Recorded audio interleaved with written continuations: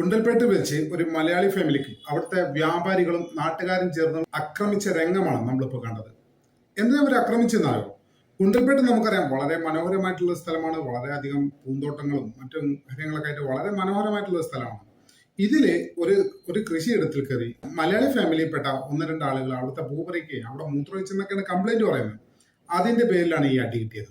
ഈ ദൃശ്യം ഇതിനോടകം തന്നെ വലിയ രീതിയിൽ സോഷ്യൽ മീഡിയയിലൊക്കെ വലിയ രീതിയിൽ ചർച്ചയായിട്ടുണ്ട്. കുറെ പേര് പറയുന്നു മലയാളി ഫാമിലിയെ കയ്യേറ്റം ചെയ്ത് എന്ന് പറഞ്ഞിട്ട് കുറെ ടീം ഇറങ്ങുന്നുണ്ട്. എന്നാൽ അതിന്റെ വസ്തുത എന്താണ്?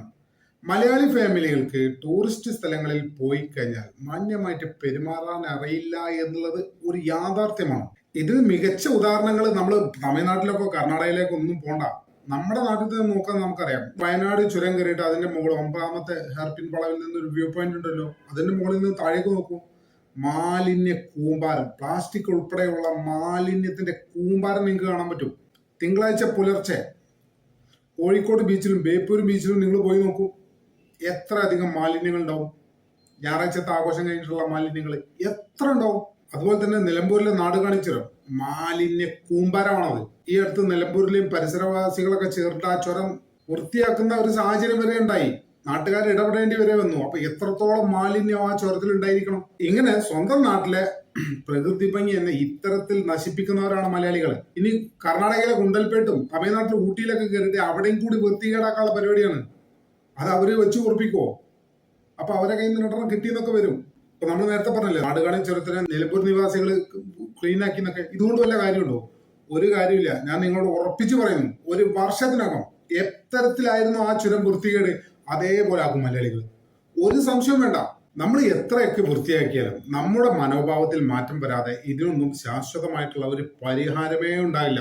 മലയാളികളെ സംബന്ധിച്ച് ടൂറിസ്റ്റ് സ്ഥലങ്ങളിൽ പോയി തല്ല് വാങ്ങുന്നത് ഇപ്പൊ ഒരു പതിവായിട്ടുണ്ട്. മൂന്നാർ, തമിഴ്നാട് ആ ഭാഗത്ത് ഈ അടുത്തായിട്ട് ഇത്തരം സംഭവങ്ങളൊക്കെ കേട്ടിട്ടുണ്ടായിരുന്നു. അതുപോലെ തന്നെ ഗൂഡല്ലൂര്.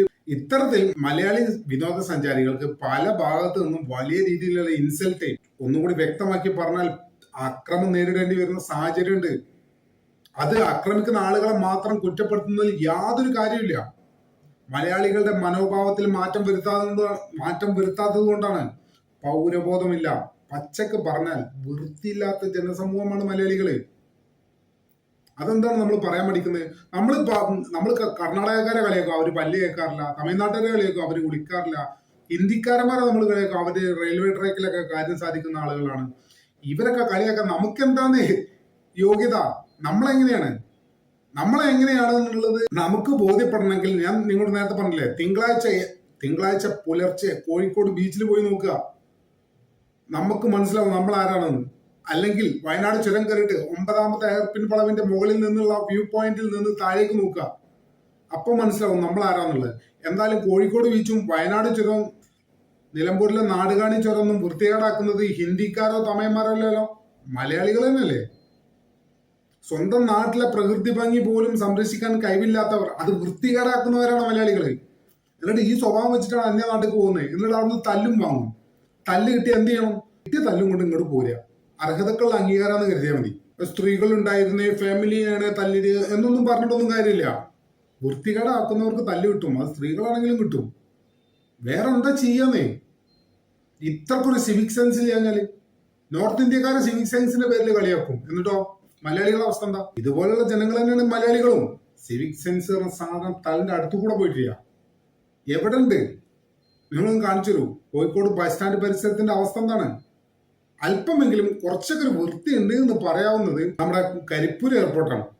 ബാക്കി എല്ലാം കണക്ക് തന്നെയാണ്. പൗരബോധം, അതായത് സിവിക് സെൻസ് സ്വയം നടപ്പാക്കാൻ തയ്യാറായിട്ടില്ലെങ്കിൽ, അടുത്ത തലമുറക്ക് പകർന്നു നൽകാൻ മനസ്സില്ലെങ്കിൽ കർണാടകയിൽ നിന്നും തമിഴ്നാട്ടിൽ നിന്നും ഇതുപോലുള്ള ഇൻസൾട്ടുകളും തെറിയും തല്ലും ഒക്കെ കിട്ടും. ഇനിയും കിട്ടും. എത്രയോ സംഭവങ്ങൾ നമുക്കറിയാം. ഞാൻ വ്യക്തിപരമായിട്ട് കണ്ടൊരു കാര്യമുണ്ട്. നമ്മുടെ ഗൂഡല്ലൂര് കഴിഞ്ഞ് ഊട്ടിലേക്ക് കയറി പോകുന്ന ആ ചുരണ്ടല്ലോ, മസനഗുഡിയല്ല ഇപ്പുറത്തുകൂടെ ഊട്ടിലേക്ക് കയറി പോകുന്ന ആ ചുരണ്ടല്ലോ, അവിടെ ഒരു വ്യൂ പോയിന്റ് ഉണ്ട്, ഊസിമല എന്ന് പറഞ്ഞിട്ട്. അവിടെ വെച്ചിട്ട് 5-6 മലയാളി ചെറുക്കന്മാർ ബീറടിച്ച് ആ ബീറിന്റെ കുപ്പി അവിടെയൊക്കെ തല്ലിപ്പൊട്ടിച്ചിട്ട് വൃത്തികേടാക്കി. അവിടുത്തെ ഗാർഡും അവിടുത്തെ കച്ചവടക്കാരൊക്കെ വന്ന് യോമാരെടുത്ത് പൂശരംഗം ഞാൻ കണ്ടിട്ടുണ്ട്. അതായത് മലയാളികളുടെ ഇത്തരം സിവിക് സെൻസ് ഇല്ലായ്മക്ക് നേർസാക്ഷിയാണ് ഞാനും. അപ്പം നമുക്ക് ആദ്യം വേണ്ടത് ബേസിക് മര്യാദയാണ്, സിവിക് സെൻസ് ആണ്. അതൊന്നും ഇല്ലെങ്കിൽ ഇത്തരത്തിലുള്ള തല്ലും വഴക്കും തെറിയൊക്കെ അന്യനാട്ടിൽ പോയി വാങ്ങേണ്ടി വരും. അതാണ് ഏറ്റവും ചുരുക്കി പറഞ്ഞു വരുന്നത്. നമ്മൾ സ്വയം നന്നാവാതെ ഇതിനൊന്നും യാതൊരു പ്രതിരോധ മാർഗവും ഇല്ല എന്നുള്ളതാണ് ഒരു വസ്തുത. നമ്മുടെ ചാനൽ ഇതുവരെ സബ്സ്ക്രൈബ് ചെയ്തിട്ടില്ലെങ്കിൽ ഇപ്പോൾ തന്നെ സബ്സ്ക്രൈബ് ചെയ്തു പിന്തുണ തന്നെ വളരെ വിനീതമായ മറ്റൊരു വീഡിയോ ഒട്ടും വേഗത്തിൽ കാണാമെന്ന പ്രതീക്ഷയോടെ